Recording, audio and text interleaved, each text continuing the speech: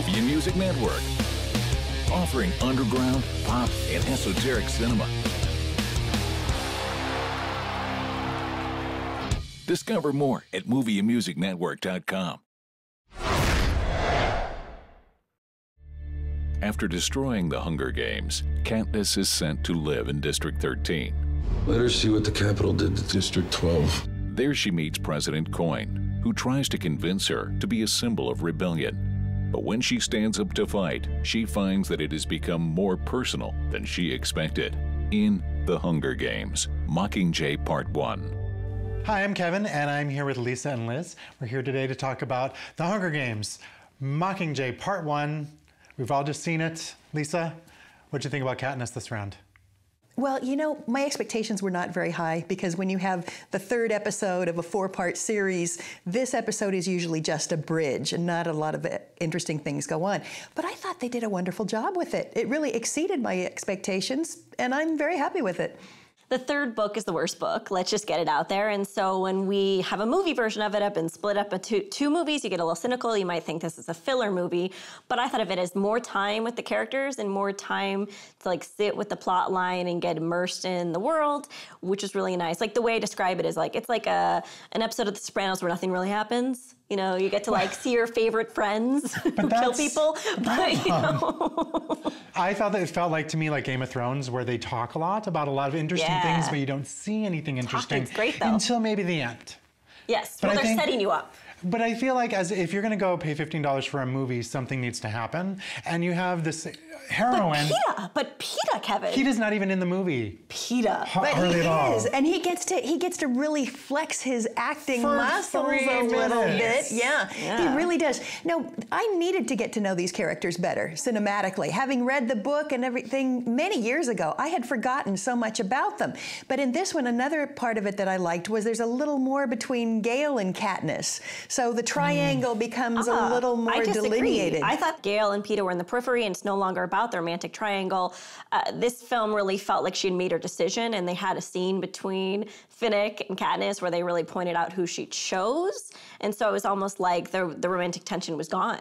And they had like two scenes with Gale and Katniss where they kind of discussed the same thing. Like, I know you like Peeta. And they did it twice. And I was like, yeah, we get it.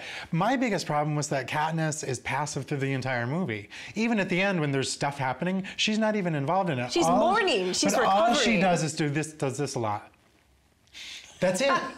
They put her in different places so that there's something cinematic going on. Like she goes to District 12 and goes, but that's all she does for the whole movie. I agree. Someone on Film Week called her performance very reactive. And I think that's really true. What was so strong about the first two films is that she brought so much heart and heft to the character. But this one, I was like, tears were in her eyes every single scene where I was just like, I need less emotion from Katniss.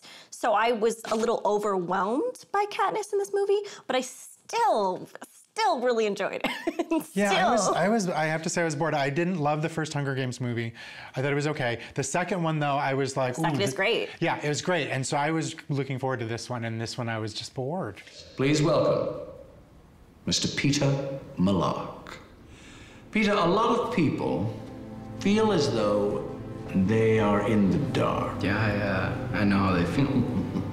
I hate to bring it down, and I hate to speak ill of the dead, but Philip Seymour Hoffman's performance, I did not like at all. I just felt like there were these scenes between Julianne Moore and Philip Seymour Hoffman, and I was like, oh, this is great. This is like credibility in this film. There's a certain level of class when you have these two actors in a scene together. I was like, where's P.T. Anderson? But I loved his performance, and I was happy to see that he gave something strong before he passed, but I disagree. I disagree. I thought he was kind of almost embarrassed to be there. What? And just sort of low. But I feel like everybody is kind of embarrassed to be there. Because Why would they be? Because the whole movie seems silly. Like when they're talking about making her the Mockingjay, like I feel like Julianne Moore's like, I can't believe I have to say these lines, you know. And then they put her in the outfit, and You're projecting your own feelings onto Julianne Moore. No, I love Julianne Moore. I love her. That's why you don't like to see her in a movie like this, do you? Right. She deserves better than Hunger Games. You know what? You're gonna both scream at me right now, but I find Divergent more interesting. I like Divergent too. I think they're both very important franchises because they have a female protagonist. Without superhero, without superpowers and superheroes. Exactly. 85% of the movies made in America have male protagonists, strong male leads. That leaves us with 15%. I think it's important, this franchise is important because it's making a lot of money, A, and that's what talks in Hollywood, and that, if anything, that's gonna get us more movies with female leads. Right. And B, the source material is really good. Unlike other franchises like Twilight, perhaps, you know, Twilight is the source material. Oh yeah. Don't say that. They're going to cut that in here the wrong way.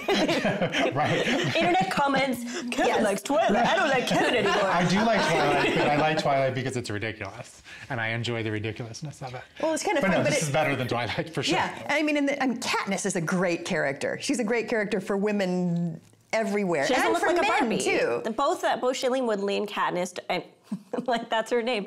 Both Jennifer Lawrence and Shailene Woodley, they played these characters, and the directors do well to not, pile on makeup and put very, very tight clothing on them. I mean, actually, I thought they did a really good job making Jennifer Lawrence look a little bit plainer in this film. She did, yeah. She had the hair in front of her face and very flat, and the lack of makeup, and it was nice because she is in mourning and she's in a place with very little resources.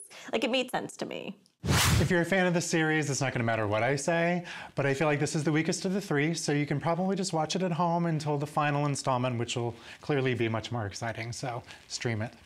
Film wasn't as strong as Catching Fire, and there were a few too many tears, but it was very fulfilling for a fan, so I'll say see it. This one exceeded my expectations as the third installment of a 4-part franchise, but it has plenty of dark and intriguing virtues of its own, so I say see it. Well, our votes add up to 2.5 tickets, which is a see it for Mockingjay Part 1. Cheers! Cheers! Rock the Mockingjay. It's no longer about the romantic triangle. I can't say the word triangle.